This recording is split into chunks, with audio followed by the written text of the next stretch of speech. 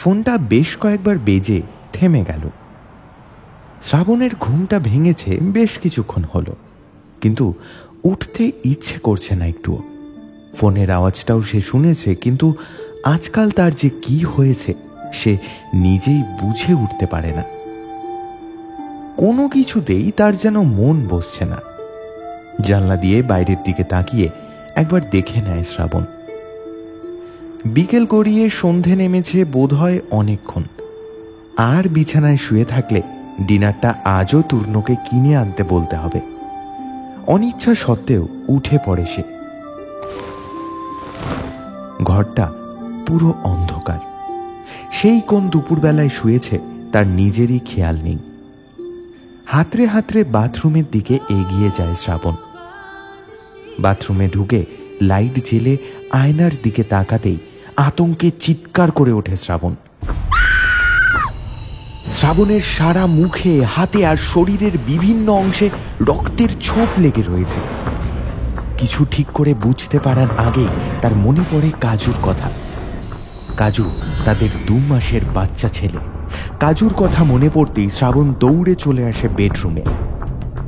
সেখানে এসে লাইট জেলে কাজুকে খুঁজতে থাকে, কিন্তু সেখানে কাজু তো নেই, বরং গোটা বেডরুমের বিছানার চাদরে ছোপ ছোপ রক্তের দাগ। আতঙ্কে আর দুশ্চিন্তায় বুকটা কেঁপে ওঠে শ্রাবণের। সে টলমল পায়ে এগিয়ে আসে ড্রয়িং রুমের দিকে, কিন্তু ড্রয়িং রুমে বেরিয়ে একটু এগোতেই যে দৃশ্য তার চোখে পড়ে, তারপর তার মাথা আর ঠিক রাখার ক্ষমতা ছিল না। অদ্ভুত একটা আওয়াজ করে সে ডাইনিংয়ের মেঝেতেই অজ্ঞান হয়ে পড়ে যায়।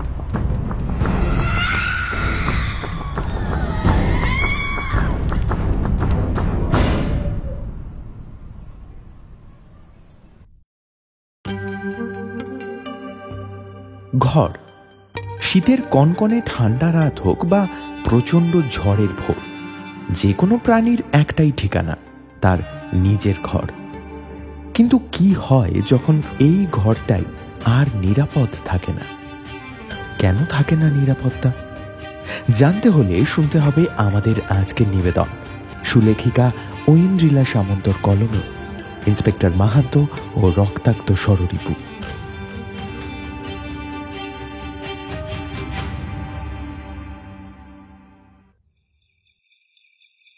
চাকদাহ থানায় নতুন পোস্টিং পেয়েছেন ইন্সপেক্টর মাহাতো। এখানে এসেছেন প্রায় মাস 6, কিন্তু এসে থেকে তিনি সেরকম জটিল কোনো কেস কিছু পাননি। তাই পুরনো কেস ফাইলগুলো প্রায় দিনই একটু ঘেঁটে দেখেন। যদি মাথা কাটানোর মতো কোনো রসদ পেয়ে যান তাহলে পোয়া 12। এইরকমই একটা রাত আজ। নাইট ডিউটিতে কয়েকটা হাবিলদারের সাথে ইন্সপেক্টর হিসেবে কেবল মাহান্তই রয়েছেন। এমন সময় রাত 10:17 নাগাদ টেলিফোনটা বেজে উঠল। ইন্সপেক্টর মাহাতো পুরনো কেস ফাইলগুলো দেখার জন্য স্টোর রুমে ছিলেন। হাবিলদার নকুল এসে তাকে প্রথম খবরটা দিল। স্যার, একটা ফোন এসেছে সিলিন্ডার থেকে। এত রাতে কি ব্যাপার? স্যার, ফোনটা চালু আছে, আপনি একবার এসে কথা বলুন না। ঠিক আছে, আমি দেখছি। নকুলের কথাবার্তার মধ্যে কেমন একটা ইতস্তত ভাব অনুভব করলেন তিনি, কিন্তু ফোন চালু আছে, তাই তিনি আর এ ব্যাপার নিয়ে না ভেবে দৌড়ে ফোন ধরতে গেলেন।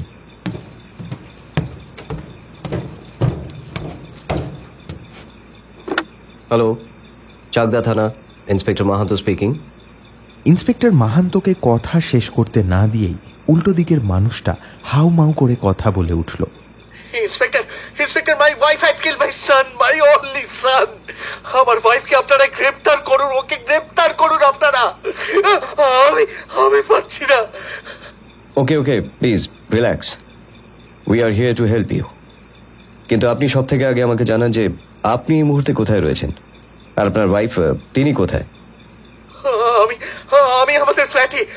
আমার স্ত্রী আমার সামনেই বসে আছে। আপনি প্লিজ কিছু একটা করুন, আমার কেমন একটা হচ্ছে। Please inspector, do something for God sake. আমাদের ফ্ল্যাট প্রথম অধ্যায়। হ্যালো, শুনতে পাচ্ছেন? হ্যালো। ইন্সপেক্টর মাহাতো অপর পক্ষ থেকে আর কোনো উত্তর পেলেন না। কিছুক্ষণের মধ্যে ফোনটা কেটে যাওয়ার শব্দ হলো। ইন্সপেক্টর মাহান্ত আর কোনো কিছুর জন্য অপেক্ষা করলেন না।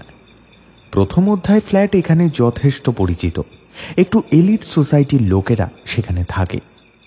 ইন্সপেক্টর মাহান্ত হাবিলদার নকুলকে গাড়ি বার করার হুকুম দিয়ে বেরিয়ে পড়লেন রাস্তায়।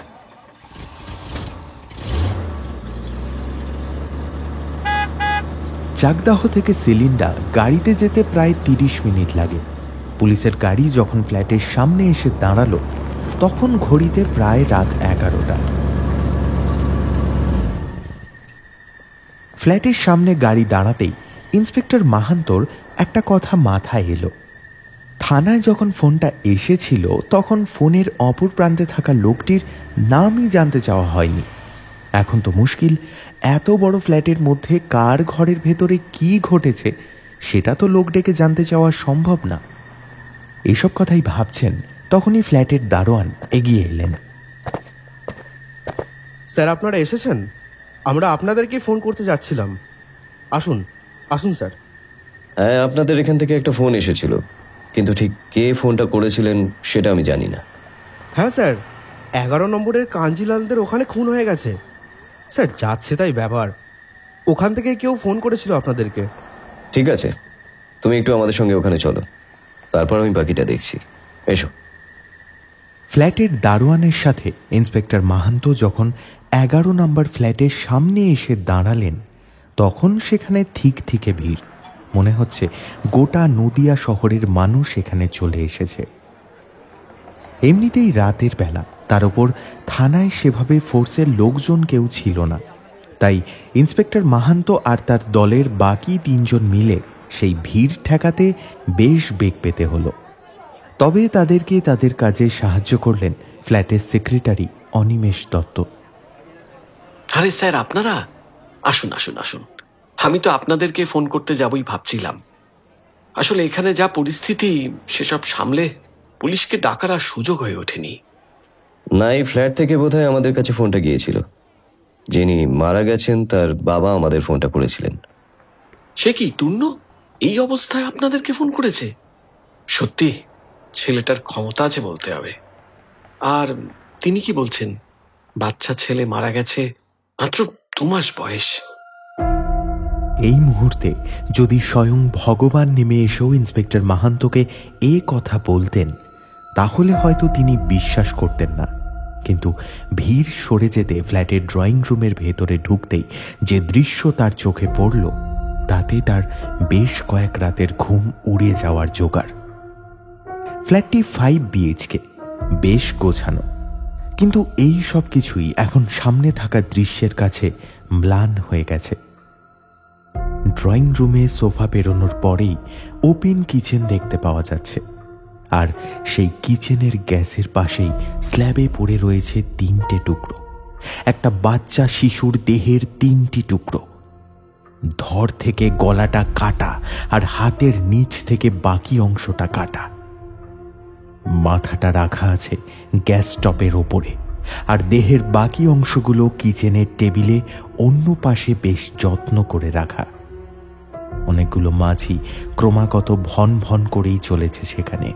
দেখে মনে হচ্ছে কোনো কিশোরী মেয়ে প্রচণ্ড রাগের বশে তার খেলনা পুতুলকে বুঝি 3 টুকরো করে ছিঁড়ে ফেলেছে, আর তারপর কেউ সেই টুকরো যত্ন করে তুলে রেখেছে। স্ল্যাবের চারিদিক দিয়ে রক্ত চুইয়ে চুইয়ে পড়ছে। রক্ত দেখেই বোঝা যাচ্ছে মৃত্যুর 4-5 ঘন্টা পেরিয়ে গেছে। রক্তটা কেমন একটা কালো রং ধারণ করেছে। বাচ্চাটার দেহের মাংসগুলো প্রায় রক্তশূন্য অবস্থায় সাদা রঙের হয়ে গেছে। একটা বেশ বড় মাপের চপার ছুরি রক্তে মাখামাখি হয়ে পড়ে আছে একপাশে, আর অন্য পাশে রাখা একটা পর্কের পিস। পুলিশের ক্যারিয়ারে ইন্সপেক্টর মাহান্তকে এর আগেও অনেক নৃশংস দৃশ্য দেখতে হয়েছে, কিন্তু কখনো তার কোনো আলাদা অনুভূতি হয়নি। তবে এই প্রথম তার শিরদাঁড়া দিয়ে একটা ঠান্ডা স্রোত নেমে গেল এবং তিনি বুঝতে পারলেন এই কেসটি তার সারা জীবন মনে থাকবে। নকুল, তুমি একবার ফরেন্সিককে ফোন করে দাও, আর এখানে যারা আছেন তাদের সবাইকে এক জায়গায় নিয়ে একটু বসানোর ব্যবস্থা করো, কারণ ওদের সবার ফিঙ্গারপ্রিন্ট আর ফুটপ্রিন্ট নিয়ে নিতে হবে। অলরেডি এই জায়গাটায় কোথায় তারা হাত দিয়েছেন না দিয়েছেন সেটা তো একদম বোঝা যাচ্ছে না। আর শোনো, ফোর্সকে বলো যে পুরো স্পটটা সিল করে দিতে, কেমন? ফাস্ট। স্যার, আমি বলি কি, এখানে তো এত লোকের বসার ব্যবস্থা করা সম্ভব নয়, তাই আমি ওই সোসাইটির হলটা খুলে দিতে বলেছি, সেখানেই বরং ওরা গিয়ে বসুক। হ্যাঁ, সেটাই ভালো হবে। আপনারা প্লিজ এখানটা একটু খালি করে দিন, আমি একটু মিস্টার অ্যান্ড মিসেস কাঞ্জিলালের সাথে কথা বলবো, প্লিজ। পুলিশি তৎপরতায় এবং অনিমেষ বাবুর সাহায্যে ফ্ল্যাটের সামনের ভিড়টা মুহূর্তের মধ্যেই ফাঁকা হয়ে গেল। কিন্তু এরপর ইন্সপেক্টর মাহান্তর জন্য যেটা অপেক্ষা করছিল সেটার জন্য হয়তো উনি নিজেও তৈরি ছিলেন না। অনিমেষ বাবুই ইন্সপেক্টর মাহান্তকে কাঞ্জিলাল পরিবারের সাথে আলাপ করিয়ে দিলেন। এই পরিবারের সদস্য বলতে কেবল 3 জন, তূর্ণ কাঞ্জিলাল, শ্রাবণ কাঞ্জিলাল এবং তাদের 2 মাসের বাচ্চা কাজু। যদিও কাজু এখন আর তাদের মধ্যে নেই। হয়তো এই সত্যিটাই মানতে খুব কষ্ট হচ্ছে তূর্ণবাবুর। হয়তো তাই তিনি নিজের স্ত্রীর বিরুদ্ধে নিজের ছেলেকে মেরে ফেলার অভিযোগ আনছেন। এরকম অবস্থায় মানুষ অনেক ভুলভাল কথা বলে, আবার পরিস্থিতি সামলে যেতে তারা সেগুলো ফিরিয়েও নেয়। তাই ইন্সপেক্টর মাহান্ত ভেবেছিলেন এখানেও হয়তো সেরকম কিছুই ঘটেছে। কিন্তু তার ভাবনা বদলে গেল কাঞ্জিলাল পরিবারের সাথে প্রথম আলাপেই। আসুন আসুন ইন্সপেক্টর মাহান্ত। এই তূর্ণ, তুমি বোধহয় এনাদেরকে ফোন করেছিলে, ওনারা তোমার সাথে একটু কথা বলতে চান। ড্রয়িং রুমের মধ্যে থেকে এক টুকরো অংশ বেরিয়ে গেছে ফ্ল্যাটের বারান্দা হিসাবে। সেখানেই দাঁড়িয়েছিলেন তূর্ণ কাঞ্জিলাল। অনিমেষ বাবুর ডাকে তিনি যেন একটু হকচকিয়ে উঠলেন। হ্যাঁ, কি বলছেন? তূর্ণ, ইনি ইন্সপেক্টর মাহান্ত, তোমার সাথে একটু কথা বলতে চান। আমার সাথে আবার কি কথা বলবেন? কথা বলার তো কিছুই নেই। আপনারা গ্রেপ্তার করবেন শ্রাবণকে, আপনারা এক্ষুনি গ্রেপ্তার করবেন। হ্যাঁ হ্যাঁ, চলুন, আপনাদেরকে নিয়ে যাচ্ছি। ওকে আমি বাথরুমে বন্ধ করে রেখেছি। You guys have to arrest her. কি? আপনি আপনার স্ত্রীকে বন্ধ করে রেখেছেন? কিন্তু কেন? এই নকুল, দেখো তো বাথরুমের দিকে গিয়ে, ওনার স্ত্রীকে খুলে দাও। কেন মানে? হ্যাঁ, আপনারা কি কিছু বুঝতে পারছেন না নাকি? আপনি দেখতে পাচ্ছেন না চোখে? এতক্ষণ তূর্ণ এক জায়গায় দাঁড়িয়ে কথা বলছিল, হঠাৎ তার মেজাজ বদলে গেল। সে পাগলের মতো বারান্দা থেকে দৌড়ে চলে এলো কিচেনের কাছে। নিজের ছেলের মৃতদেহের টুকরোগুলোর দিকে অনেকক্ষণ এক দৃষ্টিতে তাকিয়ে রইল। তারপর প্রায় ঝাঁপিয়ে পড়ল ইন্সপেক্টর মাহান্তর ওপর। এই যে দেখতে পাচ্ছেন এগুলো? এই টুকরোগুলো, এগুলো মাংসের টুকরো নয়, এগুলো আমার বাচ্চার দেহের টুকরো। আমি আজ সকালে যখন অফিস গেছিলাম, এই টুকরোগুলো একসাথে একটা বাচ্চা ছিল, আমার নিজের ছেলে। আমার গোটা জীবন, আমার ভবিষ্যৎ, আমার অতীত সবটুকু জুড়ে থাকা আমার সব থেকে প্রিয় অংশ কয়েক ঘন্টার মধ্যে সে আর নেই। এবং তাকে এই জঘন্যভাবে মৃত্যুর দিকে ঠেলে দিয়েছে আমার নিজের স্ত্রী। আর তাই আমি তাকে আটকে রেখেছি। এটাই কি যথেষ্ট কারণ নয়? না, যথেষ্ট নয়। যিনি আপনার স্ত্রী তিনি মৃত ছেলেটির মা। তাই আপনার যেরকম মনে হচ্ছে যে আপনার স্ত্রী আপনার ছেলেকে খুন করেছে, সেরকম মা হিসেবে তার কি বক্তব্য রয়েছে সেটাও আমি জানতে চাই, এবং তার নিজের বক্তব্য রাখার সম্পূর্ণ অধিকারও আছে। আপনি বা আমি কেউই এটা ঠিক করবো না যে ঘটনার জন্য দায়ী কে। এই মুহূর্তে আপনি একজন মা যার সদ্য বাচ্চা মারা গেছে, তাকে ঘরের মধ্যে আটকে রেখে দিয়েছেন। এটা কিন্তু আইনত অপরাধ, এবং আমার সম্পূর্ণ অধিকার আছে তাকে ঘর থেকে বের করে তার সঙ্গে কথা বলার। It's my request, so please let me do my work. আপাতত আমি আপনাকে রিকোয়েস্ট করছি, কিন্তু চাইলে অর্ডারও দিতে পারি। আশা করছি সেটুকু আপনি বুঝতেই পারছেন। ইন্সপেক্টর মাহান্তর এই কথা শোনার পর মিস্টার কাঞ্জিলাল কেমন যেন একটু মূর্ছে পড়লেন। যদিও তার স্ত্রীকে বাথরুম থেকে বের করে নিয়ে এসে কথা বলানোতে তার যথেষ্ট আপত্তি ছিল, তবুও তিনি আর কোনো বাধা দেননি। এরই মধ্যে নকুল ড্রয়িং রুমে ফিরে আসে, আর তাকে একা আসতে দেখে ইন্সপেক্টর মাহান্ত একটু অবাকই হয়ে যান। কি ব্যাপার নকুল, তুমি একা কেন? মিসেস কাঞ্জিলাল কোথায়? স্যার, উনি বাথরুমের এক কোণে বসে আছেন, ক্রমাগত ভুল বকছেন। আমি কাছে যেতেই উনি কেমন একটা করছেন। সাথে তো লেডি পুলিশ নেই, তাই আমি জোর করে আনতেও পারছি না। আপনি একবার চলুন। ইন্সপেক্টর মাহান্ত নকুলকে মিস্টার কাঞ্জিলালের কাছে রেখে একাই গেল বেডরুমের ভেতরে। এই রাতের বেলা টিমের লোকজন সবাই এমনিই কম, তার উপর এখানে যা ভিড় ছিল সেটা সামলাতেই সবাই ব্যস্ত। কিন্তু বেডরুমে ঢুকতেই ইন্সপেক্টর মাহান্ত বুঝে গেলেন তার এখানে একা আসা মোটেই উচিত হয়নি। গোটা বেডরুমের বিছানা ওলট পালট হয়ে রয়েছে, আর জায়গায় জায়গায় লেগে রয়েছে রক্তের দাগ। তাছাড়াও ঘরের বিভিন্ন জায়গায় রক্তের ছিটে রয়েছে, তাই হয়তো গোটা ঘরে মাছি উড়ে বেড়াচ্ছে। একটা বাজে আষ্টে গন্ধ বেরোচ্ছে গোটা ঘর থেকে। নিজেকে কোনো মতে সামলে ইন্সপেক্টর মাহান্ত এগিয়ে গেলেন বাথরুমের দিকে। ফরেন্সিকের টিম না আসা অবধি তাকেই এই ঘরটার আর মিসেস কাঞ্জিলালের খেয়াল রাখতে হবে। বাথরুমের দরজার সামনে দাঁড়াতে ইন্সপেক্টর মাহান্ত কারোর একটা গলার স্বর পেলেন, যেন কেউ নিজের মনেই কথা বলছে। আমি আমি তো মেরেছি আমার কাজকে, আমি মেরেছি না, আমি তো মেরেছি, আমি মেরেছি, কাজু নেই। ইন্সপেক্টর মাহান্ত একটু গলা ঝেড়ে নিয়ে বাথরুমের ভেতরে ঢুকতেই হঠাৎ লাফিয়ে উঠলেন মিসেস কাঞ্জিলাল। এই, আপনারা শুনতে পাচ্ছেন না? বেরিয়ে যান এখান থেকে। আমি আমার ছেলেকে মেরেছি। আমি চাইলে আপনাদের সবাইকে মেরে ফেলতে পারি। বেরিয়ে যান। আপনি কেন এসেছেন এখানে? আমাকে ধরতে, তাই তো? বেশ ধরুন, আমাকে নিয়ে চলুন আমাকে নিয়ে। মিসেস কাঞ্জিলাল এক পা করে এগিয়ে আসছিলেন ইন্সপেক্টর মাহান্তর দিকে।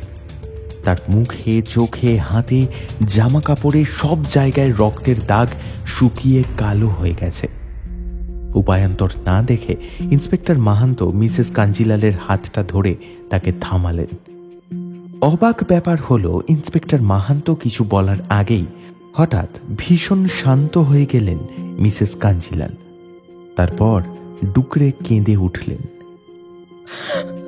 আমাকে একটু সাহায্য করুন না প্লিজ, আমি আর পারছি না। তূর্ণ কোথায়? ওকে চলে গেছে। আপনি একটু শান্ত হন মিসেস কাঞ্জিলাল। মিস্টার কাঞ্জিলাল বাইরেই রয়েছেন, আপনি আমার সাথে বাইরে আসুন।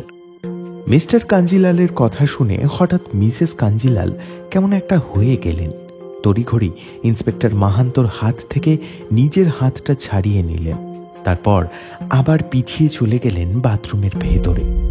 চুপচাপ বসে পড়লেন সেখানেই। মিসেস কাঞ্জিলাল, আপনি আমাকে ভরসা করতে পারেন, আপনি বেরিয়ে আসুন। না, তূর্ণ রাগ করবে, আমি বেরোবো না। ও আমাকে এখানেই থাকতে বলেছে, না হলে ও কষ্ট পাবে। ওর কষ্ট হলে তো আমারও কষ্ট হয়। আমি যাব না, একদম যাব না। এরপর আর কি বলা যায়, ইন্সপেক্টর মাহান্ত সেটা বুঝে উঠতে পারলেন না। তবে একটা জিনিস খুব ভালোভাবে আন্দাজ করলেন যে এই পরিবারের কিছু একটা গন্ডগোল নিশ্চয়ই আছে। তখনকার মতো তিনি সেখান থেকে বেরিয়ে এলেন এবং বেডরুমের বাইরে অপেক্ষা করতে লাগলেন কোনো লেডি অফিসার এবং ফরেন্সিক বিভাগের লোকজনের জন্য।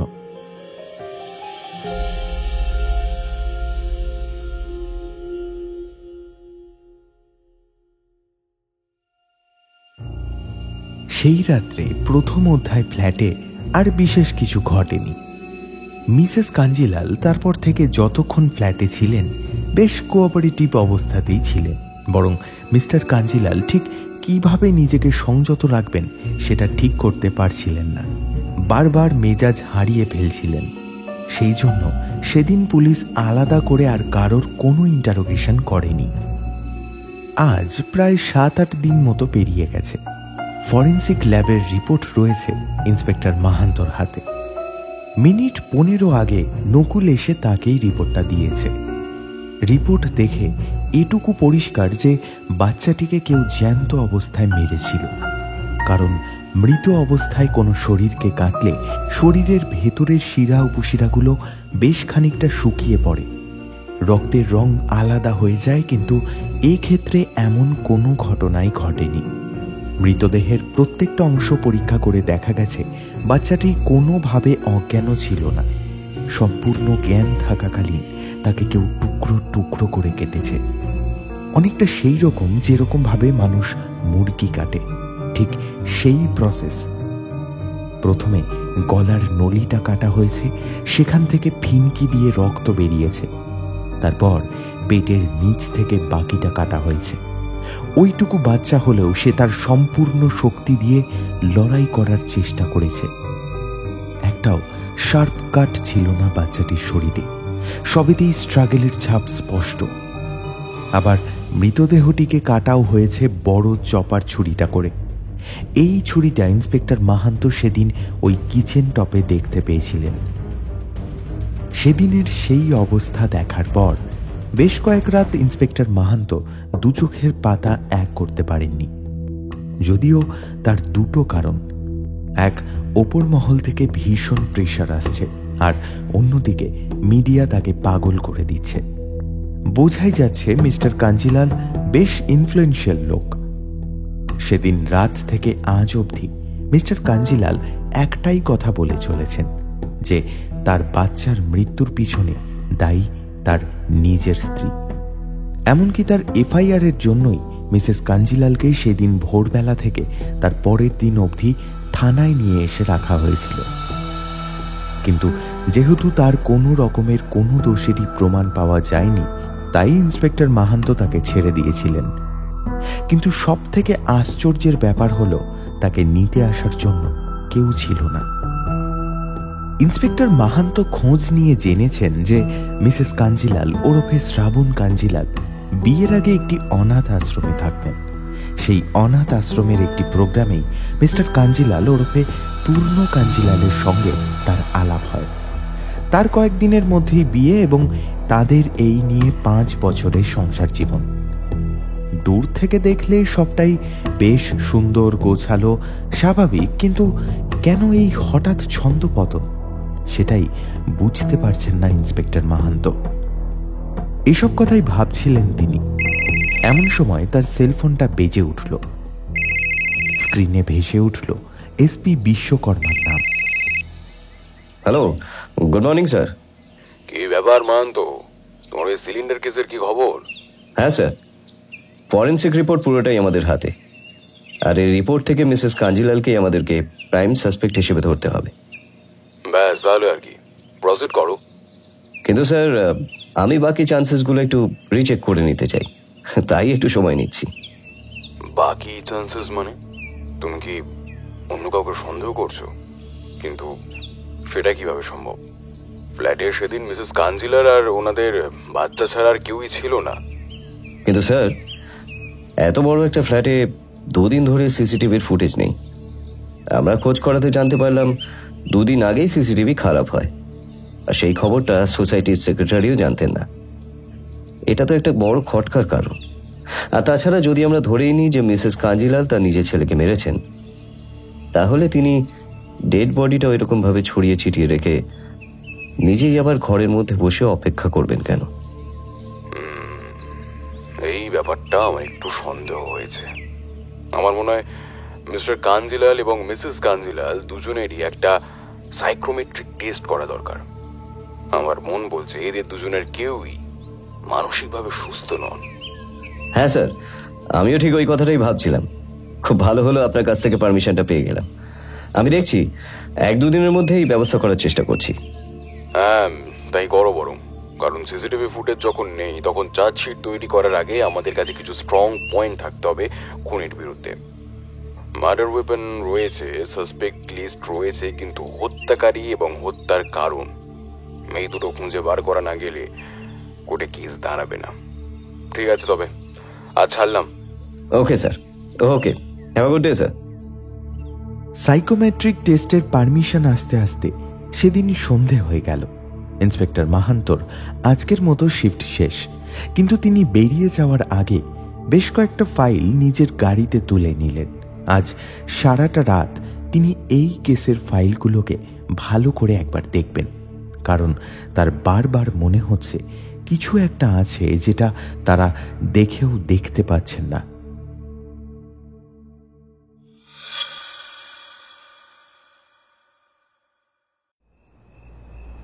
গভীর রাত, দরজায় হঠাৎ প্রচণ্ড ধাক্কা। ইন্সপেক্টর মাহান্ত ধরফর করে জেগে উঠলেন। অফিস থেকে কোয়ার্টারে ফিরে আবার কাঞ্জিলাল ফ্যামিলির কেসটা নিয়ে পড়েছিলেন তিনি। নিজের সোফাতেই বসে বসে ফাইলগুলো দেখছিলেন। তারপর কখন যে ঘুমিয়ে পড়েছেন তার নিজেরও মনে নেই, কিন্তু আর ভাবতে পারলেন না তিনি। দরজায় আবার একই আওয়াজ। স্যার, আমি নকুল স্যার, খুলুন স্যার, খুব দরকার। ইন্সপেক্টর মাহান্তর কোয়ার্টারটা থানার থেকে মিনিট 5 রাস্তা, কিন্তু নকুলের এত রাতে এইভাবে এখানে আসাটা মোটেই স্বাভাবিক নয়। কিছু দরকার থাকলে নকুল তো ফোন করে নেয়, হঠাৎ এখানে চলে এলো কেন? ইন্সপেক্টর মাহান্ত এইসব ভাবতে ভাবতেই দরজা খুললেন। কি ব্যাপার নকুল? নকুল ইন্সপেক্টর মাহান্তর ঘরের বাইরে দাঁড়িয়েছিল। ঘর থেকে আসা আলোতে তার মুখ দেখে স্পষ্ট বোঝা যাচ্ছে সে ভীষণ ভয় পেয়েছে। স্যার, স্যার আপনি এক্ষুনি একবার থানায় চলুন স্যার, মিসেস কাঞ্জিলাল এসেছেন। এই মাঝরাতে মিসেস কাঞ্জিলাল থানায় এসেছেন মানে নিশ্চয়ই সমস্যা গুরুতর। ইন্সপেক্টর মাহান্ত আর দেরি করলেন না। তিনি কথা না বাড়িয়ে তাড়াতাড়ি রেডি হয়ে বেরিয়ে গেলেন নকুলের সাথে। কিন্তু থানায় পৌঁছে তিনি যে দৃশ্য দেখলেন তার জন্য তিনি মোটেই প্রস্তুত ছিলেন না। এমনি রাতের বেলা থানায় লোকজন খুব কম থাকে, কিন্তু যারা রয়েছে আজকে তারা সবাই থানার বাইরে যেন ইন্সপেক্টর মাহান্তের জন্য অপেক্ষা করে রয়েছে। কারণ ভেতরে মিসেস কাঞ্জিলাল জিনিসপত্র ছড়িয়ে ছিটিয়ে একাকার করে রেখেছেন, আর তিনি বারবার একটাই কথা বলে যাচ্ছেন, তিনি কেবলমাত্র ইন্সপেক্টর মাহান্তকে ছাড়া কাউকে বিশ্বাস করেন না। সবাইকে বাইরেই রেখে ইন্সপেক্টর মাহান্ত ভেতরে ঢুকলেন।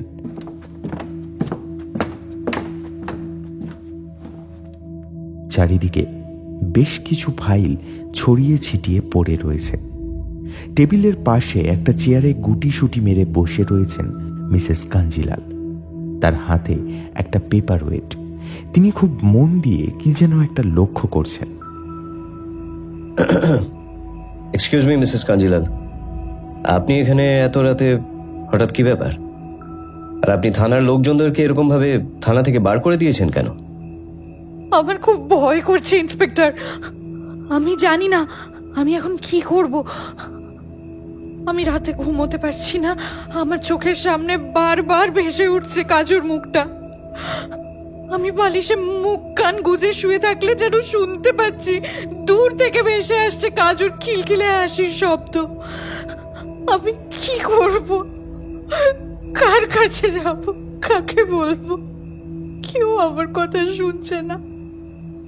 তুর্ন, ওকে তো আমি আজকাল চিনতেই পারি না। আমি আর পারছি না ইন্সপেক্টর। আপনি আমাকে অ্যারেস্ট করে নিন। আমার অনেক কথা বলার আছে। বাড়িতে কেউ শুনবে না, না হয় আপনাদের প্রশ্নেরই উত্তর দেব। ইন্সপেক্টর মাহান্ত মিসেস কাঞ্জিলালের কথাগুলো শুনতে শুনতে কোথায় যেন হারিয়ে গিয়েছিলেন। তবে পিছন থেকে নকুল তাকে ডাকায় তিনি যেন আবার নিজের জ্ঞান ফিরে পেলেন। স্যার, আমরা কি আসবো? হ্যাঁ এসো। আর মিসেস কাঞ্জিলাল, আপনাকে বলি আপনি এখন একটু বাড়ি যান।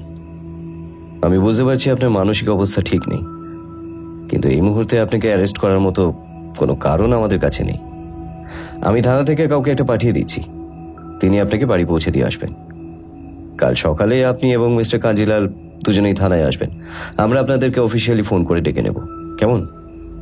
না না, আমি কিছুতেই ওই ফ্ল্যাটে যাব না, আমি এখানেই বসে থাকবো।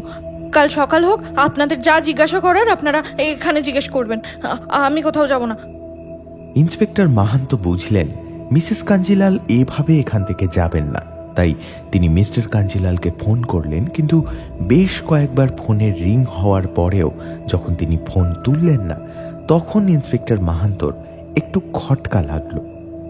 তিনি তখনই নকুলকে পাঠিয়ে দিলেন সেই প্রথম অধ্যায় ফ্ল্যাটে।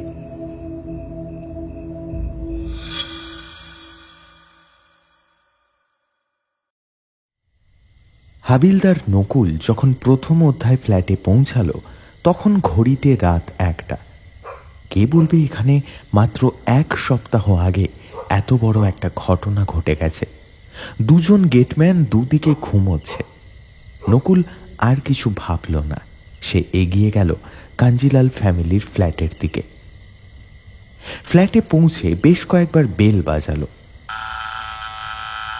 কিন্তু কোথাও কেউ সাড়া দিল না। শেষে বেশ কয়েকবার দরজা ধাক্কা দিতে হঠাৎ ভেতর থেকে এক মহিলার গলার আওয়াজ পাওয়া গেল। নকুল একটু অবাকই হলো, এত রাতে এখানে কোন মহিলা রয়েছেন? মিসেস কাঞ্জিলাল তো থানায়, আর তার পরিবারের তো কেউ নেই। ওদিকে তূর্ণ কাঞ্জিলালের বাবা মা তো ছেলের বিয়ে মেনে নেননি, তাই তাদেরও আসার কোনো সম্ভাবনা নেই। আর আসলেও মিসেস কাঞ্জিলাল তো সেই কথা থানায় বলতেন। নকুলের সব প্রশ্নের জবাব মিলল দরজা খুলতেই। বলুন। ওফ, আপনারা এখানেও এসে হাজির? কি চান বলুন তো? ব্যবসা গুটিয়ে কি মুদির দোকান দেব নাকি? অদ্ভুত। আপনি মানে আমি কি আপনাকে চিনি? এটা কে রে? সালা, তুই কি আমার সাথে তামাশা করছিস নাকি? দেখুন, আপনি ভদ্র ভাষায় কথা বলুন। আমি এখানে মিস্টার তূর্ণ কাঞ্জিলালের সাথে কথা বলতে এসেছি। উনি কোথায়? ওনাকে ডেকে দিন। ও, এই ব্যাপার। কেন, মালটা কিছু করেছে নাকি? আরে, আপনি তো আচ্ছা মহিলা, নিজের বাড়ির লোককে কেউ এভাবে বলে? আর মিসেস কাঞ্জিলাল থানায় একা রয়েছেন। আপনি এক সেকেন্ড, কে কার বাড়ির লোক? তুই শিওর নতুন ভর্তি না? কিছুই বুঝিস না। আবে, এটা আমার ঘর নয়। আমি আরফা, সিলিন্ডার সব থেকে ডিমান্ডিং কল গার্ল। তোর ওই মিস্টার কাঞ্জিলাল, ও আমার পার্মানেন্ট ক্লায়েন্ট। হ্যাঁ, মার্ডার একটু সটকে থাকে সবসময়, বাট সে তো এসব আমাদের ব্যবসায় নতুন কিছু নয়। যাই হোক, তোর এই কাঞ্জিলাল আজ যা টেনেছে, তাতে মনে হয় 2 দিন উঠতে পারবে না। দেখ তুই এসে তুলতে পারিস কিনা। নকুল যেন পাথর হয়ে গেছে। সে যেন নিজের কানকে আর চোখকে বিশ্বাস করতে পারছে না। 1 সপ্তাহ ঠিক করে হয়নি এখানে তূর্ণ কাঞ্জিলাল তার নিজের 2 মাসের বাচ্চার ডেড বডি দেখেছে। ওদিকে মিসেস কাঞ্জিলালের ওই অবস্থা, আর এখন নাকি এই মিস্টার কাঞ্জিলাল কল গার্ল ডেকে এনেছে বাড়িতে। যে নিজের বাচ্চার দুঃখে সেদিন দাঁড়িয়েও থাকতে পারছিল না, 1 সপ্তাহের মধ্যে সেই সব কিছু চলে গেল। নকুল হয়তো ওই অবস্থাতেই দাঁড়িয়ে থাকতো যদি আরফা তাকে ডাক না দিত। আচ্ছা, বলছি, আপনি কি এখানে দাঁড়িয়েই থাকবেন না ভেতরেও আসবেন? যদি না আসেন তাহলে বলে দিন, আমি তাহলে ঘুমটা কমপ্লিট করেই বেরোবো। এরপর আর দাঁড়িয়ে থাকা যায় না। নকুল তাড়াতাড়ি ভেতরে গেল। আরফার কথাই ঠিক, বেডরুমে তূর্ণ কাঞ্জিলাল যে অবস্থায় পড়েছিল তা ভাষায় প্রকাশ করা যায় না। তাও কোনো রকমে ওই অজ্ঞান অবস্থাতেই নকুল তাকে আর আরফাকে নিয়ে হাজির করল ইন্সপেক্টর মাহান্তর সামনে। কিন্তু সেই রাতে আর কোনো ইন্টারোগেশন সম্ভব ছিল না, তাই ইন্সপেক্টর মাহান্ত পরের দিন অবধি অপেক্ষা করলেন আর চোখে চোখে রাখলেন শ্রাবণকে।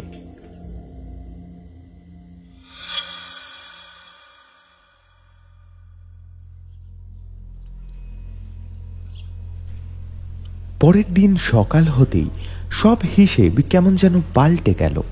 ইন্সপেক্টর মাহান্ত প্রথমে জিজ্ঞাসাবাদ শুরু করলেন তূর্ণকে দিয়ে। Good morning mister Mahanta. Good morning, Mr. Kanjilal. I also want to wish you a good night after this conversation. I just don't care about your hopes. Rather, I would say you guys are hopeless. Just hopeless. আমার 2 মাসের বাচ্চাকে খুন করে আমার স্ত্রী খোলা ঘুরে বেড়াচ্ছে, আর আপনারা কি করছেন? আপনারা ওর কথা শুনে আমাকে মাঝরাতে অজ্ঞান অবস্থায় আমার পারমিশন ছাড়া এখানে নিয়ে এসে ইন্টারোগেশন করছেন। What a department, I must say. নেহাত আমার মুড ঠিক নেই, না হলে এই মুহূর্তে আমি আপনাদের এগেনস্টে কোর্টে কেস করতাম। So nice of you mister Kanjilal, কিন্তু কি বলুন তো, আপনার মুডটা ভালো নাই থাকতে পারে, তবে আমার মুড কিন্তু বেশ ভালোই আছে। তাই চটপট করে আমার সব প্রশ্নের ঠিক উত্তর দিয়ে দিন। আমিও চেষ্টা করব যাতে আপনার মুডটা ভালো হয়ে যায়। আমি আমার লয়ার ছাড়া আপনাদের সাথে কোনো কথাই বলবো না। ভুল করছেন মিস্টার কাঞ্জিলাল, আমি তো আপনাকে অ্যারেস্ট করিনি। হ্যাঁ, থানায় ডেকে এনেছি কিছু সাধারণ জিজ্ঞাসাবাদের জন্য, তাই লয়ারের এখানে কোনো প্রয়োজন নেই। তবে হ্যাঁ, 24 ঘন্টার মধ্যে যদি আপনি আমার সব প্রশ্নের উত্তর ঠিক না দেন, তাহলে আপনার এগেনস্টে অ্যারেস্ট ওয়ারেন্ট আনা আমার পক্ষে কিন্তু খুব একটা কঠিন হবে না। আর রইল পরে আপনার অজ্ঞান অবস্থায় পারমিশন ছাড়া আপনাকে এখানে নিয়ে আসার ব্যাপারটা, সেটা নিয়ে তো এতক্ষণ কথা বলতে চাইছি। কি জানতে চান আপনি? কি মনে হয় আপনার আমি আমার স্ত্রীর বিরুদ্ধে কথা বলছি, যাকে আমি ভালোবেসে বিয়ে করেছি? শুধু তাকে আমি কেন ফাঁসাতে চাইবো বলতে পারেন? কেন বাঁচাতে চাইছেন শ্রাবণকে? আমি বলছি ওই খুনি। বেশ, আপনার কথাই ধরে নিচ্ছি। আপনার ভালোবেসে বিয়ে করা স্ত্রী হঠাৎ এই স্ত্রী বাড়িতে থাকাকালীন একটা কল গার্লকে বাড়িতে কেন ডাকলেন?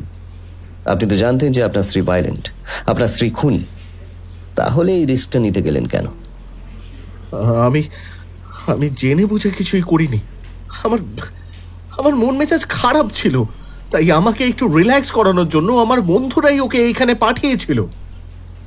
রিল্যাক্সেশনের জন্য কল গার্ল? তা মিস্টার কাঞ্জিলাল, আরফা নামের মেয়েটি কাল আপনার কাছে যখন এসেছিল তখন মিসেস কাঞ্জিলাল কোথায় ছিলেন? আমার ঠিক খেয়াল নেই। আমি ওর সঙ্গে কথা বিশেষ বলি না। তারপর আমি কালকে একটু ড্রিঙ্ক করেছিলাম, তাই কাল ওকে ফ্ল্যাটে দেখেছিলাম কিনা আমার ঠিক খেয়াল নেই। আমি একটু মনে করিয়ে দিই, আপনার কোনো বন্ধু আরফাকে আপনার কাছে পাঠায়নি। আপনি কাল নিজেই ওকে ফোন করে এখানে ডেকেছিলেন, আর নিজেই ওকে রিসিভ করে নিজের ফ্ল্যাটে নিয়ে যান। আপনি খুব ভালোভাবেই জানতেন মিসেস কাঞ্জিলাল বাড়িতে আছে। আপনি হয়তো মিসেস কাঞ্জিলালের চোখের সামনে দিয়েই আরফাকে নিয়ে আপনার বেডরুমে যান। এই জিনিসগুলো উনি চোখের সামনে সহ্য করতে পারেননি, তাই উনি ফাঁক পেয়েই আপনার ফ্ল্যাট থেকে পালিয়ে আসেন। যদি তাই হয়, হতেই পারে, আমার মনে নেই, তাতে কি? তাতে বিশেষ কিছু নয়, কেবল আপনি যে জেনে শুনে মিথ্যে কথা বলার চেষ্টা করছেন সেটার একটা প্রমাণ আমার কাছে অন রেকর্ড রইল। ভাগ্যিস সেদিনের ঘটনার পর আপনাদের ফ্ল্যাটের সেক্রেটারি খারাপ সিসিটিভিটা পাল্টে ফেলেন, তাই আপনার কালকে সমস্ত কাজ ফুটেজে পরিষ্কার দেখা যাচ্ছে। দেখুন ইন্সপেক্টর, আপনি দেখুন মিস্টার কাঞ্জিলাল, এভাবে বারবার পুলিশকে ভুল বোঝানোর চেষ্টা করলে সমস্ত সন্দেহটা কিন্তু আপনার উপরেই এসে পড়ে। তাই এবার থেকে একটু চেষ্টা করবেন সত্যি কথাটা বলার। আপাতত আমার আপনাকে আর প্রয়োজন নেই, আপনি এখন যেতে পারেন। তবে আপনি এক্ষুনি ছাড়া পাবেন না, একটু ওয়েট করুন। আপনার একটা সাইক্রোমেট্রিক টেস্ট হবে। আর হ্যাঁ, এই টেস্টের সমস্ত পারমিশন আমার কাছে আছে। আপনি চাইলে নকুল আপনাকে দেখিয়ে দেবে। এখন আপনি আসতে পারেন। তূর্ণ কাঞ্জিলাল ইন্সপেক্টর মাহান্তকে হয়তো আরও কিছু বলতো, কিন্তু তার আগেই নকুল রুমে আসে। সরি স্যার, কিছু মনে করবেন না, আপনাকে ডিস্টার্ব করতেই হলো। কিন্তু ওই আরফা মেয়েটা খুব জ্বালাচ্ছে, আপনি যদি ওর সাথে গিয়ে একটু কথা বলেন স্যার। ওর আর কি দোষ বলো নকুল? রিল্যাক্সেশন দিতে গিয়ে পুলিশ স্টেশন আসতে হবে, সেটা তো আর জানা ছিল না। যাই হোক, তুমি মিস্টার কাঞ্জিলালকে নিয়ে যাও আর আরফাকে এখানে পাঠিয়ে দাও। কেউ কিছু বলার আগেই মিস্টার কাঞ্জিলাল নিজেই বেরিয়ে গেলেন রুম থেকে, আর তার কিছুক্ষণের মধ্যেই আরফা এলো ইন্সপেক্টর মাহান্তর সাথে কথা বলতে।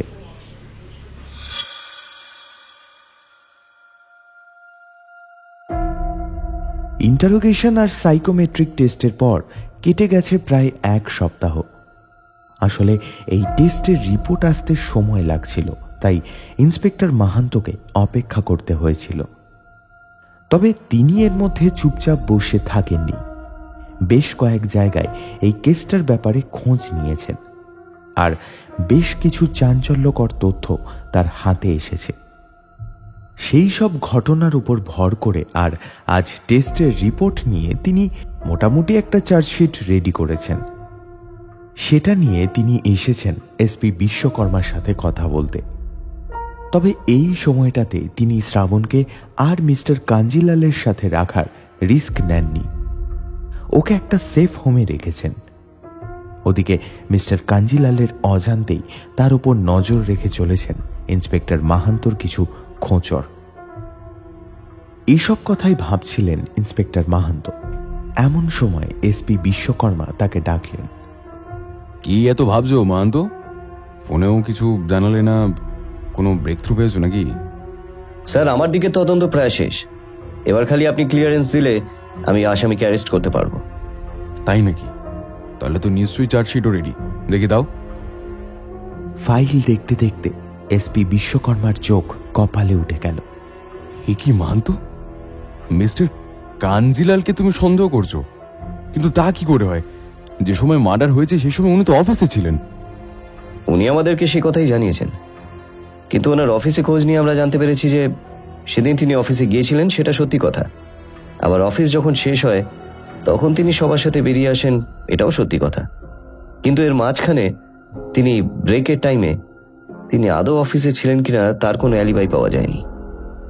হ্যাঁ, যদি ধরেই নি তিনি ব্রেকের সময় অফিসে ছিলেন না, তাতেও তো এটা প্রমাণ হচ্ছে না যে খুনটা উনিই করেছেন। না স্যার, কেবলমাত্র ওই একটা প্রমাণ নয়। কাঞ্জিলাল ফ্যামিলির ফ্ল্যাট যে ব্লকে আছে সেই ব্লকে সিসিটিভি খারাপ হয়ে গেছিল ঠিকই, কিন্তু মেইন গেটের সিসিটিভি ঠিকঠাকই ছিল। আমি ওই সিসিটিভির ফুটেজ চেক করেছি স্যার, আর সেখান থেকেই আমার সন্দেহটা আরো দৃঢ় হয়েছে। আচ্ছা, এরকম শুনি। সেদিন দুপুরবেলা ওই 2:30 নাগাদ একটি ডেলিভারি ম্যানকে প্রথম অধ্যায়ের ফ্ল্যাটের গেট দিয়ে ঢুকতে দেখা যায়, কিন্তু সে টুপি আর মাস্ক পরে থাকায় তার মুখটা বোঝা যাচ্ছে না। আমি ফ্ল্যাটের প্রত্যেকটা বাড়িতে খোঁজ নিয়ে জেনেছি ওই ডেলিভারি ম্যান যে কোম্পানির লোগো দেওয়া টি শার্ট পরে এসেছিল, ওই ফ্ল্যাটের কেউ সেদিন ওই কোম্পানি থেকে কোনো অর্ডার দেননি। এমনকি মিস্টার কাঞ্জিলাল নিজেও জানিয়েছেন তিনিও এমন কোনো অর্ডার দেননি। অথচ দেখুন স্যার, একটি fresh meat delivery company delivery man এসেছিল। আবার উল্টো দিকে আমরা সেদিন ঘটনাস্থলে পৌঁছানোর পর কাঞ্জিলালদের কিচেনে যে পর্কের পিসটা দেখতে পেয়েছিলাম, সেটাও ওই কোম্পানি থেকেই অর্ডার করে কেনা।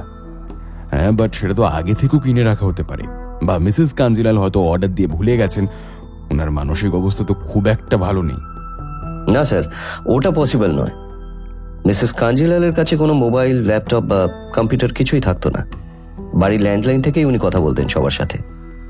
বাবা, এখনকার দিনের মহিলা হয়ে মোবাইল ফোন ব্যবহার করেন না, স্ট্রেঞ্জ। হ্যাঁ স্যার, আমারও ব্যাপারটা একটু খটকা লেগেছিল। মিসেস কাঞ্জিলালকে জিজ্ঞাসা করেছিলাম এই ব্যাপারে। উনি জানিয়েছিলেন মিস্টার কাঞ্জিলাল চাইতেন না যে তাদের বাচ্চা মানে কাজু ওই মোবাইলের রে থেকে কোনোভাবে ক্ষতিগ্রস্ত হোক, তাই ওনার প্রেগনেন্সির সময় থেকেই মিসেস কাঞ্জিলাল মোবাইল ব্যবহার করতেন না। I see. এবার তো আমি মিস্টার কাঞ্জিলালের মাথার অবস্থা নিয়েও চিন্তায় পড়ে গেলাম। হ্যাঁ স্যার, আমার ওই একই জিনিস মনে হচ্ছে। যাই হোক স্যার, মিসেস কাঞ্জিলালের পক্ষে যে অর্ডার দেওয়া সম্ভব নয় সেটা তো ক্লিয়ার, কিন্তু তাহলে জিনিসটা বাড়িতে এলো কিভাবে? তখন আমি ওই কোম্পানিতে ফোন করি আর সেই দিনের অর্ডার ডিটেলসটা চেয়ে পাঠাই। আর সেই ডিটেলস চেক করতে গিয়ে আমি দেখতে পাই মিস্টার কাঞ্জিলালের নামে অর্ডার ছিল, কিন্তু সেটা ডেলিভারি ছিল না, টেক আউট ছিল। অর্থাৎ কেউ এসে অর্ডারটা নিয়ে গেছিল। ও মাই গুডনেস, তার মানে তুমি বলতে চাইছো মিস্টার কাঞ্জিলাল নিজেই অর্ডার দিয়ে তারপর নিজেই ডেলিভারি ম্যান সেজে অর্ডার পিক আপ করে নিজে ফ্ল্যাটে যান, তারপর কোনো কারণে ক্ষুব্ধ হয়ে গিয়ে নিজের ছেলেকে মেরে ফেলেন, তারপর আবার ফিরে যান অফিসে। কিন্তু এ তো অনেক টাইম টেকিং ব্যাপার। স্যার, এগুলো আমার থিওরি মাত্র। বাকি আমি ঠিক না ভুল সেটা তো মিস্টার কাঞ্জিলালই ভালো বলতে পারবেন। বেশ, বুঝলাম। কিন্তু এখনো পর্যন্ত তুমি যা কারণ দেখিয়েছো সেগুলো সবই সার্কামস্টেন্সিয়াল এভিডেন্স, কিন্তু তার ভিত্তিতে কাউকে তো অ্যারেস্ট করা যায় না। বেশি থেকে বেশি জিজ্ঞাসাবাদ করা যেতে পারে। হ্যাঁ স্যার, আমি সেটা জানি, আর তাই আরও সূত্র বের করে এনেছি। ইন্সপেক্টর মাহান্ত সামনে রাখা কাঁচের গ্লাসটা থেকে জল খেয়ে নিলেন।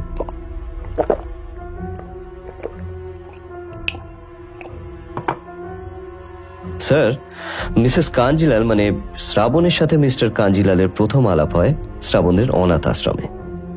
আমি ওই অনাথ আশ্রমে খোঁজ নিয়ে জেনেছি শ্রাবণ ছোটবেলা থেকে একটু চুপচাপ, একটু ভীতু গোছের। যে কেউ ওকে একটু প্রেশার দিলে ও ভয় পেয়ে যেত, আর ছোটবেলা থেকেই সেভাবে ওর কোনো বন্ধু বান্ধব ছিল না। কেবল একটি মেয়ে ছিল, শ্রুতি। শ্রাবণ ওর সাথে যা একটু কথাবার্তা বলতো আর কি। কিন্তু 7 বছর আগে শ্রুতি একটা রোড অ্যাক্সিডেন্টে মারা যায়। তারপর থেকেই শ্রাবণ আরো চুপচাপ হয়ে গেছিল। তার 1-1.5 বছরের মধ্যেই শ্রাবণের অনাথ আশ্রমে একটি অনুষ্ঠানে তূর্ণ কাঞ্জিলাল শ্রাবণকে প্রথমবার দেখে। এরপর যদি মিস্টার কাঞ্জিলালের কথা আর বাকি সবার কথা সত্যি বলে মেনে নিই, তাহলে প্রথম দেখাতেই উনি শ্রাবণের প্রেমে পড়ে যান এবং শ্রাবণকে বিয়ের প্রস্তাবও দেন। শ্রাবণের তরফ থেকে কিন্তু প্রেম বা বিয়ে কোনোটার ব্যাপার কি মত ছিল সেটা কেউ জানতে চায়নি। খানিকটা অনাথ আশ্রমের কেয়ারটেকারের উদ্যোগে শ্রাবণ আর তূর্ণ কাঞ্জিলালের বিয়েটা হয়ে যায়। এরপর দূর থেকে দেখলে বেশ সাজানো সুন্দর একটা সংসার। এমনকি শ্রাবণকে তূর্ণ কাঞ্জিলালের বাবা মা মেনে নিতে পারেননি বলে মিস্টার কাঞ্জিলালের আলাদা ফ্ল্যাটে এসে থাকা, এই সবই খুব সাপোর্টিভ হাজবেন্ডের একটা লক্ষণ। আমিও তো তাই বলছি। তাহলে সমস্যাটা কোথায়? সমস্যাটা তো এটাই স্যার, এত ভালোবাসায় যদি থাকে তাহলে বিয়ের 6 মাসের মধ্যে তূর্ণ কাঞ্জিলালের কল গার্লদের দরকার পড়ে কেন? মানে কি বলতে চাইছো মাহান্ত? স্যার, আমি আরফা নামের মেয়েটির সাথে কথা বলে জানতে পারি মিস্টার কাঞ্জিলাল প্রায় 1.5 বছর ধরে ওর কাস্টমার। ওর এই কথাটা শুনে আমার একটু মনে সন্দেহ হয়। তখন আমি মিস্টার কাঞ্জিলালের লাস্ট 5 বছরের কল রেকর্ড চেক করতে বলেছিলাম নকুলকে। ওনার অফিসের নাম্বার আর ওনার পার্সোনাল নাম্বার মিলিয়ে আমরা প্রায় 17 জন কল গার্লের নাম্বার পেয়েছি, যাদের সাথে মিস্টার কাঞ্জিলাল ডেইলি যোগাযোগ রাখতেন। এবার আপনি বলুন স্যার, মিস্টার কাঞ্জিলালের এই রূপটা বেরিয়ে এলো কেন? You are extremely right, Mahanto. This is not normal. The man needs psychological help. Exactly sir, that's my point. এবার আপনি ভাবুন স্যার, এইরকম একটা লোকের পক্ষে কি নিজের ছেলেকে মেরে ফেলা খুব টাফ? আর মিসেস কাঞ্জিলালের যা নেচার বুঝতে পারছি, তাতে ওনাকে ম্যানিপুলেট করা খুবই সোজা। আর সেই সুযোগটাই ইন্সপেক্টর মাহান্ত মুখের কথা শেষ করতে পারলেন না। হঠাৎ কোনো রকম পারমিশন ছাড়াই দরজা খুলে রুমে ঢুকে এলো নকুল। সরি স্যার, আমি অনেকক্ষণ ধরে ফোন করছি স্যার, কিন্তু আপনারা কেউ ফোন তুলছেন না। কি হয়েছে নকুল? তুমি এত ব্যস্ত হচ্ছ কেন? জানো তো আমাদের একটা ইম্পর্টেন্ট ডিসকাশন চলছে।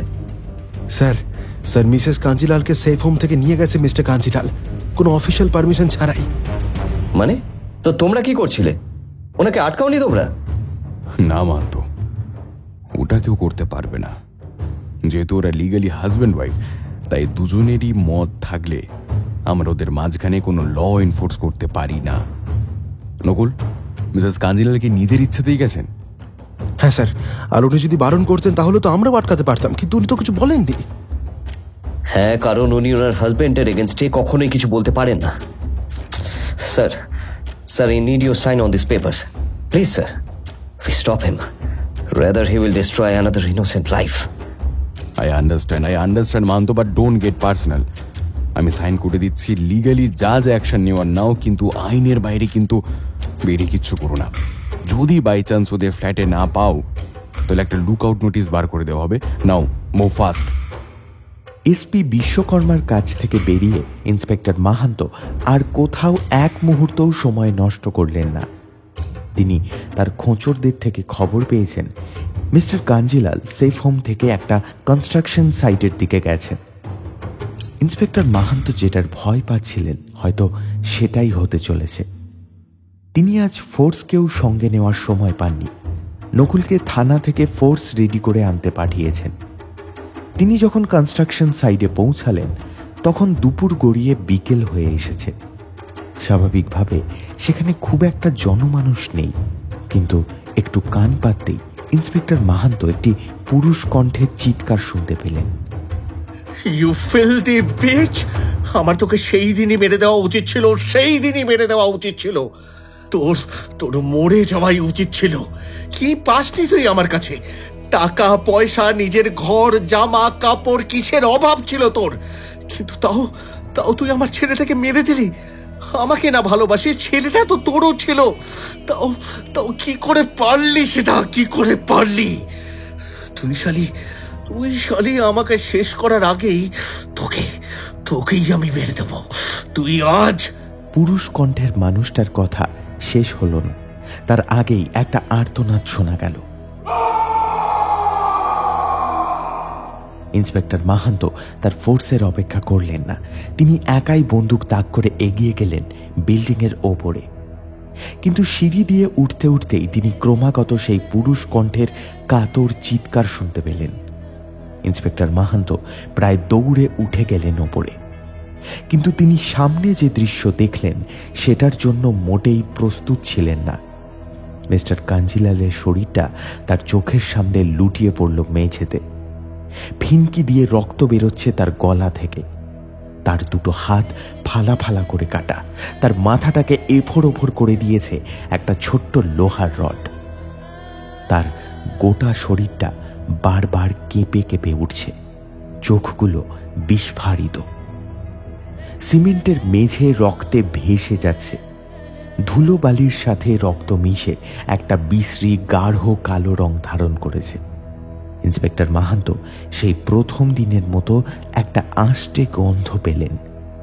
তার গা গুলিয়ে উঠল প্রচণ্ড, কিন্তু নিজেকে সামনে তাকাতেই তিনি দেখতে পেলেন মিসেস কাঞ্জিলাল কয়েকটা ইটের সারির ওপর বসে নিজের চুড়িদারের হাতায় মুখের ওপর লেগে থাকা রক্তের ছিটে মুছছেন। মিসেস কাঞ্জিলাল, এটা আপনি কি করলেন? এতদিন যাকে সহ্য করেছেন আর কটা মুহূর্তের জন্য নিজেকে সামনে নিলেন না কেন মিসেস কাঞ্জিলাল? আহা, কে কাঞ্জিলাল? ওই সামনে পড়ে আছে, ওটা একটা কাঞ্জিলাল। আরো আছে কয়েকটা, কিন্তু আমি নই। আমি শ্রাবণ, শুধু শ্রাবণ। ইন্সপেক্টর মাহান্তর কেমন যেন খটকা লাগলো। এই মানুষটাকে তো তিনি চেনেন না। যে শ্রাবণকে তিনি চেনেন সে তো ভীষণ নার্ভাস, কিন্তু এখন তো শ্রাবণকে সেরকম লাগছে না। উনি কি সাডেন শক পেয়ে এমন আচরণ করছেন? ঠিক আছে শ্রাবণ, আপনি সারেন্ডার করে দিন। আমি কথা দিচ্ছি সেলফ ডিফেন্সে আপনার কেস থাকবে, আমি দেখবো সব।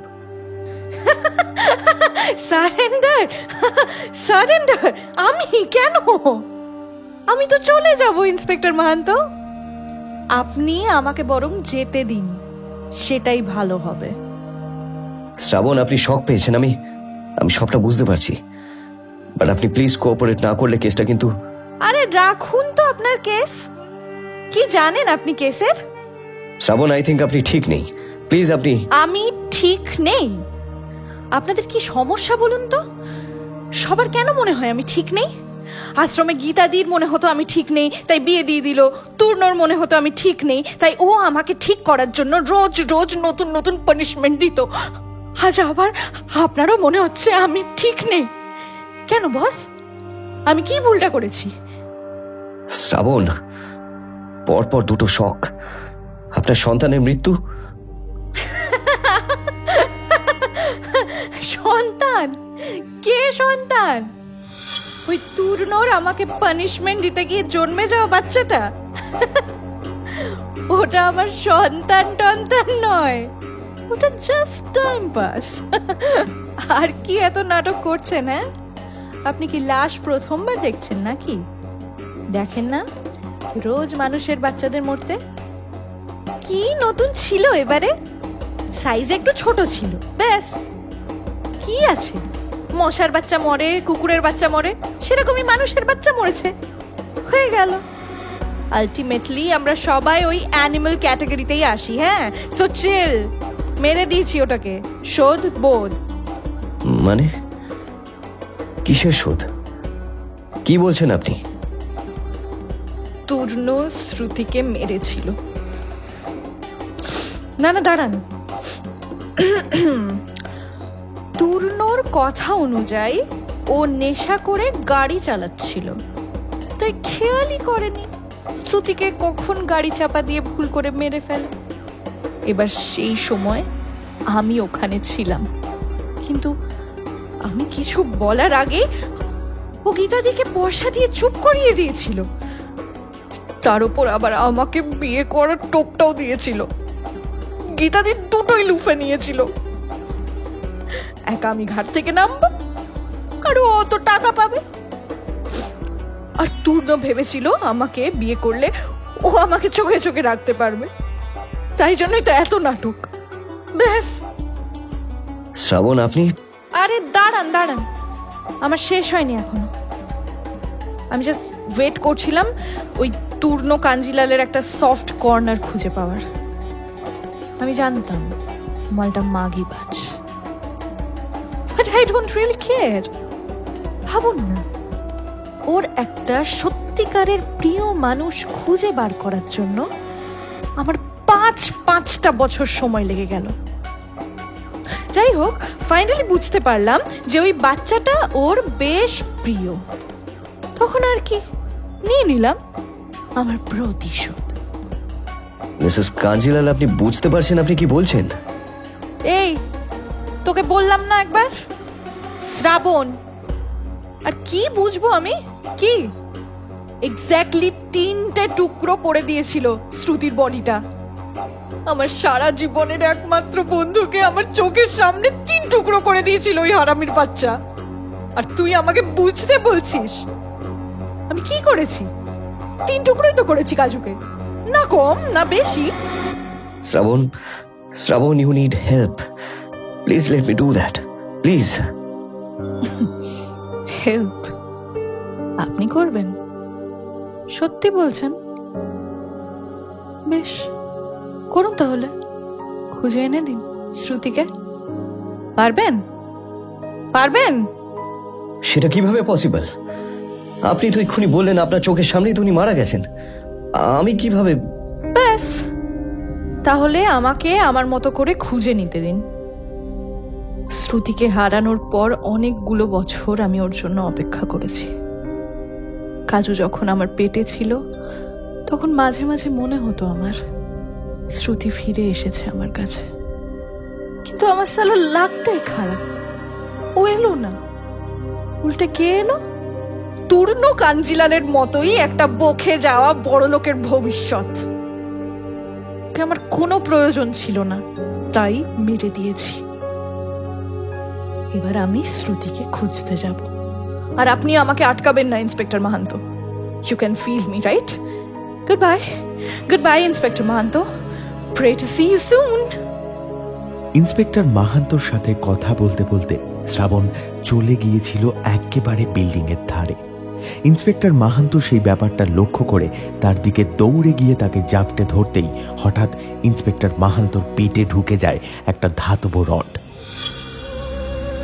ঘটনার আকস্মিকতায় ইন্সপেক্টর মাহান্ত মুহূর্তের মধ্যে মাটিতে পড়ে যান, আর ঠিক তারপরেই খেয়াল করেন খিলখিল করে হাসছে শ্রাবণ। ইন্সপেক্টর মাহান্তর অলক্ষ্যে শ্রাবণ আবার একটা লোহার রড তুলে নিয়ে গেঁথে দিয়েছে ইন্সপেক্টর মাহান্তর শরীরে। এখন সেই রডটাই হাতে করে একবার মোচড় দিতে দিতেই কথা শুরু করলো শ্রাবণ।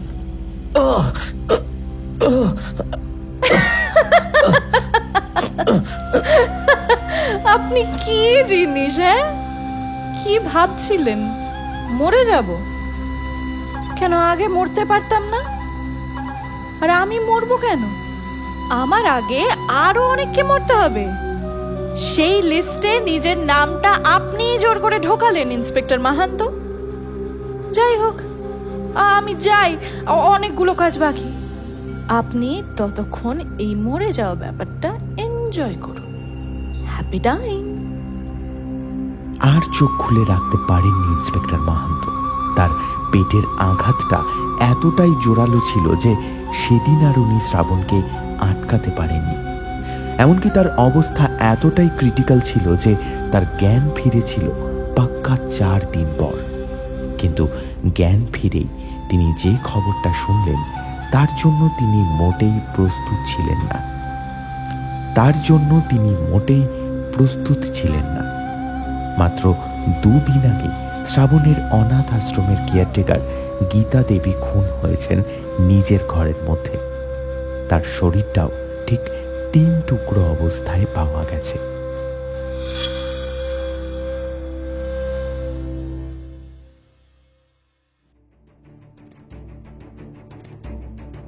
শুনছিলেন সুলেখিকা ঐন্দ্রিলা সামন্তর কলমে ইন্সপেক্টর মাহান্ত ও রক্তাক্ত স্বররিপু। আজকের গল্পের সূত্রধার ও গল্প পাঠে আমি অভিজিৎ, ইন্সপেক্টর মাহান্তর চরিত্রে শুভদীপ্ত ভট্টাচার্য, শ্রাবণের চরিত্রে কমলিকা গাঙ্গুলি, তূর্ণ কাঞ্জিলালের চরিত্রে শুভদীপ নাথ, নকুলের চরিত্রে আসঞ্জন ব্রহ্মচারী, এসপি বিশ্বকর্মার চরিত্রে দীপম, আরফার চরিত্রে মৌটুসী মৈত্র, অনিমেষ দত্তর চরিত্রে রাজ চট্টোপাধ্যায় এবং দারোয়ানের চরিত্রে বাপন। আজকের গল্পের আবহ নির্মাণে আমি অভিজিৎ, গল্পের প্রচ্ছদ নির্মাণে ক্রিয়েটোমেনিয়া। আপনারাও আপনাদের লেখা গল্প পাঠাতে পারেন আমাদের কাছে। আজকের গল্পটি কেমন লাগলো অবশ্যই জানান কমেন্ট করে। গল্পটি ভালো লাগলে শেয়ার করবেন এবং চ্যানেলটিকে সাবস্ক্রাইব করবেন। আজ তাহলে এ পর্যন্তই। খুব তাড়াতাড়ি ফিরে আসব আরও একটি নতুন গল্প নিয়ে। শুনতে থাকুন, গল্পে থাকুন। শুভরাত্রি।